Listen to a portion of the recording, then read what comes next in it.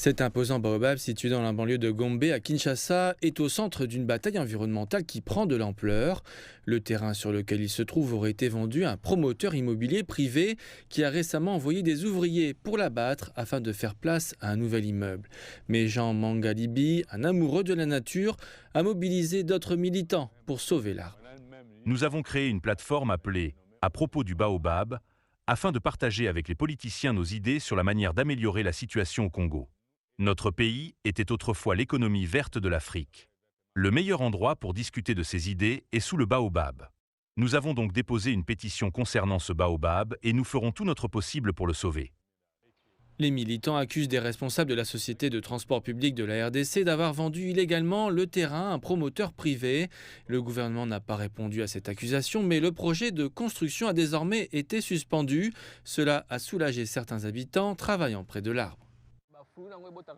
Le fruit du baobab est utilisé pour fabriquer des remèdes traditionnels et du jus. Ma femme prépare du jus à partir de ce baobab. C'est un arbre très important pour nous. Il y a encore des baobabs à la périphérie de Kinshasa, mais celui-ci est différent. C'est le seul baobab qui subsiste dans le centre historique de la ville et les habitants racontent que les anciens dirigeants s'en servaient autrefois comme lieu de réunion. Au cours de la dernière décennie, Kinshasa a connu une augmentation significative de la construction d'immeubles de grande hauteur, stimulée par une demande croissante en bâtiments résidentiels et commerciaux. De nombreux arbres ont été abattus au cours de ce processus. Les écologistes appellent à la protection de ce baobab qui se trouve ici depuis des décennies. Ils souhaitent que les autorités trouvent un équilibre entre le développement de la ville et la préservation de l'environnement. Le baobab a un impact positif sur l'environnement car il absorbe l'eau. Il absorbe également d'énormes quantités de dioxyde de carbone et a l'avantage d'avoir une longue durée de vie par rapport aux autres arbres. Il n'est donc pas bon de le couper.